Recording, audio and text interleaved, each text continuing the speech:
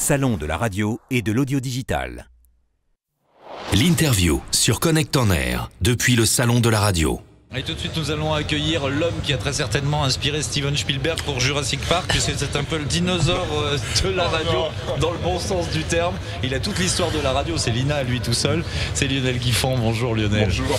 Tous les gens de radio connaissent Lionel Guiffant, connaissent aussi la société duquel il est directeur général Europe, rappelons-le quand même, la société RCS, qui a fabriqué le premier outil de programmation musicale en radio qui était Selector, et il y a eu des évolutions avec le G-Selector et plein de choses dont vous allez nous parler, Lionel. Faut que je raconte tout alors. Ah oui, toute l'histoire depuis le début. Alors Lionel Guiffant est né. RCS est une société qui est déjà très ancienne, surtout pour un éditeur de logiciels, puisque c'était eu 40 ans l'année dernière. Donc ce qui nous place même plus ancien que Microsoft et Apple. Ouais. La référence. En plus, RCS a démarré évidemment aux États-Unis. Oui, c'est une histoire. Enfin, je dis évidemment, puisque la FM, c'est une société américaine, absolument. La FM a une antériorité par rapport à la France. Donc, aux États-Unis. Ça a démarré aux États-Unis donc au milieu des années 70 avec la création d'un logiciel qui s'appelle Selector, qui permet aux gens qui programment la musique dans les stations d'organiser la programmation musicale, d'organiser la rotation de leur librairie, leur discothèque pour l'audience. Et c'est devenu tout de suite l'outil indispensable, je dirais. Ça a même créé un métier qui n'existait pas. En fin de compte, c'est la première fois qu'un logiciel crée un métier qui n'existait pas. Le responsable de la programmation n'existait pas vraiment avant la création du logiciel. Je ne sais pas si ça n'existait pas du tout. Ce qui est sûr, c'est que ça l'a organisé. Ça existait différemment en tout cas. On mettait des petites fiches sur les disques avec des petites couleurs. Sur les radios périphériques, au début, évidemment, il y avait des programmateurs qui sélectionnaient les disques souvent en fonction de l'actualité, de relations qu'ils pouvaient avoir avec les maisons de disques, de la volonté de la direction, mais pas sous forme de format très précis, bien charté, comme ça a pu être le cas après. Oui, mais maintenant c'est effectivement très organisé. Très organisé. Les radios sont très thématisées. Ensuite, comme tu le dis, Lionel, effectivement, on a commencé à travailler avec des petites fiches Bristol et des codes couleurs sur ces fiches Bristol, et ensuite est arrivé en France, en tout cas, Selector. Et là, ça a révolutionné un petit peu la programmation et le métier de programmateur. Oui, bien sûr. Et puis le marché a évolué entre temps, donc l'auditeur moyen est devenu quand même beaucoup plus exigeant sur sa radio, et en tout cas être identifiable par sa radio et par sa musique. Donc aujourd'hui le travail est vraiment autour de la musique et de rester dans un univers qui correspond à l'univers de la radio et des gens qui l'écoutent. Alors bien sûr, il faut préciser que Selector, c'est pas du tout un outil contraignant, c'est un outil qui accompagne le programmateur pour, déjà, on va citer un exemple, éviter de passer aujourd'hui à la même heure le même titre que l'on a diffusé hier au même moment. C'est un outil qui permet d'enchaîner la musique, qui permet On organise la rotation, en fait. Exactement. On organise la rotation de la musique pour qu'il n'y ait pas de lassitude et que l'auditeur soit a priori surpris au moment où une musique démarre en disant « Ah bah oui, c'est sympa, j'écoute ça, avant j'écoutais ça, c'était sympa aussi. » Et j'aurais pas forcément pensé, si j'avais eu ma propre musique, à écouter ce morceau-là. Donc l'idée c'est quand même d'amener des surprises à l'auditeur et d'éviter des répétitions abusives. Et puis tout de suite après Selector, on s'est dit c'est bien beau de trouver la musique et la bonne musique à passer au bon moment, mais comment on la diffuse? Et il y a eu l'arrivée de Master Control qui a un peu révolutionné aussi la radio. On était en CD à l'époque et d'un coup on passait au tout numérique. C'était l'une des premières radios en France à pouvoir l'utiliser, et là c'est vrai que c'était pour les animateurs c'était assez déstabilisant de ne plus avoir le matériel dans les mains. Et de devoir juste appuyer sur un bouton en fin de compte. C'est vrai que la radio était un des premiers médias à dématérialiser. Aujourd'hui tout le monde fait ça, on a numérisé tout au moins la musique, et c'est vrai que ça a été vrai dès même le début des années 90. Et effectivement c'était une très très grosse révolution, et RCS faisait partie des deux créateurs donc avec Master Control, notre produit de diffuseur dès le début des années 90 dans des vieux systèmes d'informatique. Alors RCS permet donc aux radios de gérer, de diffuser, d'organiser, de programmer la musique.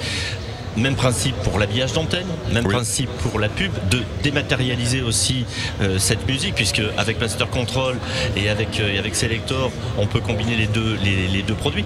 Et aujourd'hui, il y a un outil qui s'appelle G-Selector, qui est l'évolution logique de ce que l'on a connu dans les années 80-90, avec un logiciel qui était sous DOS à l'époque. Oui, qui était en DOS à l'époque. Et c'est vrai que les animateurs étaient un petit peu réticents à l'arrivée d'un outil que l'on allait gérer différemment. Et aujourd'hui, ça fonctionne très bien. Ah bah complètement. C'est une vraie révolution. Oui, ça a beaucoup bouleversé les habitudes. Et c'était une petite révolution, une grande évolution en tout cas dans la planification musicale et dans l'approche du travail des programmateurs qui était devenu plus, on va dire, mathématicien quelque part, où il devait connaître comment ça fonctionnait vraiment d'un point de vue organisation mathématique, sur les algorithmes, alors qu'aujourd'hui, il travaille vraiment uniquement sur l'aspect artistique. C'est vraiment règle en voulant, on dit voilà ce que je veux, donc on est vraiment sur une idée de préférence, d'objectif, et le logiciel s'adapte lui-même aux exigences de la radio et de la personne qui fait la programmation. Donc finalement, on a retourné le problème, et aujourd'hui, les gens qui font la programmation sont vraiment sur leur métier artistique, avec un outil qui les accompagne. Alors après l'évolution de Selector en G-Selector, on s'est dit bah tiens, on va en mettre aussi Master Control au goût du jour, et Zeta est arrivé, et il y a encore eu des évolutions, c'est-à-dire qu'avant on avait effectivement le logiciel de diffusion où on devait avoir des grosses machines qui stockaient toute la musique chez soi, et puis alors là, Zeta, on met tout dans le cloud. Comment ça fonctionne? Oui, effectivement. Allez, on se débrouille maintenant. Non, mais en fait, c'est une organisation plus moderne. Ça fonctionne globalement comme un site web, puisque le système, le cœur de système est soit hébergé localement dans un serveur, soit hébergé dans les serveurs informatiques ou dans le cloud, puisqu'aujourd'hui on parle beaucoup de cloud. Et donc les utilisateurs se connectent au travers d'Internet depuis n'importe quel browser, que ce soit Google ou d'autres, ou Apple ou ce qu'on veut, et donc peuvent travailler à distance de n'importe où. Du coup, la radio est devenue pour les utilisateurs, en tout cas, un média ultra mobile, également du côté professionnel. Sur cette édition 2020, tu présentes des nouveautés sur le G-Selector? Le G-Selector, pas encore. On a des nouvelles couleurs, on va dire un nouveau skin. On a une très grosse nouveauté qui va arriver au cours de cette année, mais que je pense qu'on va présenter plus tard au mois d'avril. C'est plutôt sur le côté diffusion, où là on a vraiment la partie cloud, comme on l'expliquait, mais qui intègre d'autres briques de la radio, comme les traitements de son, comme l'encodage web, pour faire du streaming, et le tout est virtualisé. C'est-à-dire que là, c'est vraiment une vraie dématérialisation complète du matériel physique qui était présent dans les studios encore il y a quelques temps, il y a quelques années, et qui permet une utilisation quasi infinie du média, quoi. C'est un outil facile pour quelqu'un qui n'a jamais utilisé G-Selector. Tu disais tout à l'heure... G-Selector, je ne pense pas que ça soit l'outil le plus facile à utiliser pour un non-professionnel, mais bon... Pour quelqu'un qui se veut programmateur, amateur de musique, je pense aux radios associatives, on l'évoquait encore tout à l'heure, et qui voudraient utiliser G-Selector. Effectivement, G-Selector... Pardon Lionel, ça nécessite une formation complète, particulière, compliquée. Alors compliqué, pas forcément, mais ça nécessite une formation, et comme j'expliquais, comme il y a plusieurs niveaux de travail dans G-Selector, on peut très bien travailler uniquement sur des curseurs, comme vous avez, j'en veux plus, j'en veux moins, de chaque paramètre ou de chaque titre. Et le logiciel va faire le travail. Après, si vous voulez beaucoup plus loin, oui, il faut d'autres formations pour rentrer vraiment au cœur du système et aller faire des réglages très profonds dans le système. Mais ce sont des formations que vous proposez de toute manière pour accompagner les formations reconnues, financées par l'AFDAS, donc la formation professionnelle continue, il n'y a pas de problème pour ça. C'est important de le savoir. Oui. Et en ce qui concerne, alors c'est marrant parce que Alain parle beaucoup de G-Selector, moi je suis plus en tant qu'animateur en train de parler du diffuseur en réalité de Zeta. Alors ça a une particularité, oui effectivement c'est une interface web, donc on peut agir d'où on veut, quand on veut en fin de compte, et une particularité qui est quand même bien pour les animateurs, c'est-à-dire qu'il y a la personnalisation de l'espace de travail, c'est-à-dire que chaque animateur peut avoir ses habitudes et se dire moi je veux mon player ici, et sans que ça n'affecte aucunement, mais même la diffusion, c'est-à-dire qu'on peut même couper l'ordinateur et ça continue de diffuser. C'est ça. Exactement, c'est ce que j'expliquais, c'est que c'est organisé comme quand vous vous connectez sur n'importe quelle plateforme web.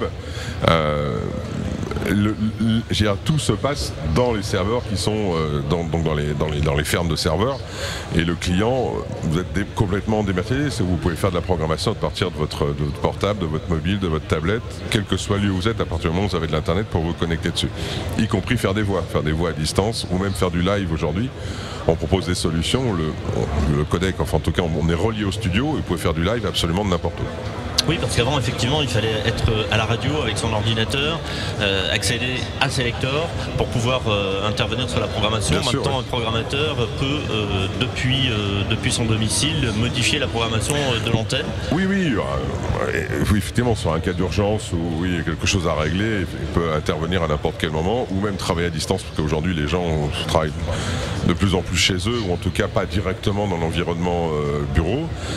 Et c'est la même chose sur l'antenne. Aujourd'hui, on peut contrôler une radio depuis n'importe quel point ou de n'importe quel pays. On a aujourd'hui beaucoup d'exemples de radios où nous on héberge tout le système de diffusion, toute la base de données, tout ce qu'ils ont, c'est-à-dire tout l'audio.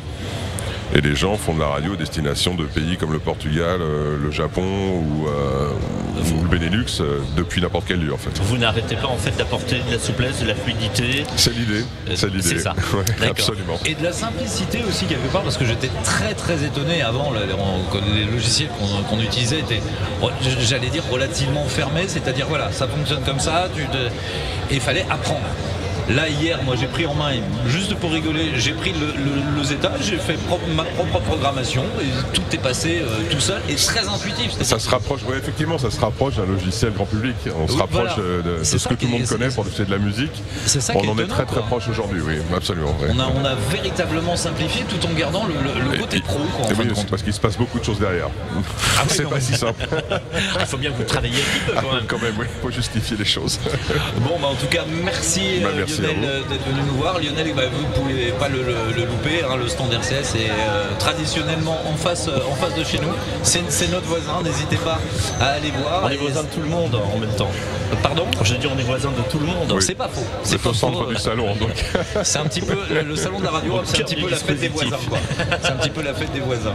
Merci en tout cas Lionel d'être venu nous voir et pour nous parler de ce logiciel que effectivement beaucoup de personnes utilisent en radio, mais que les auditeurs ne connaissent pas forcément. Oui, ce sont des outils formidables que nous utilisons pour faire de la radio un outil formidable. J'ai des trucs très moi aujourd'hui. Génial. C'est génial. Merci Lionel. Le salon de la radio et de l'audio digital. 3 jours pour découvrir toutes les nouveautés qui rythment l'ensemble du marché de la radio.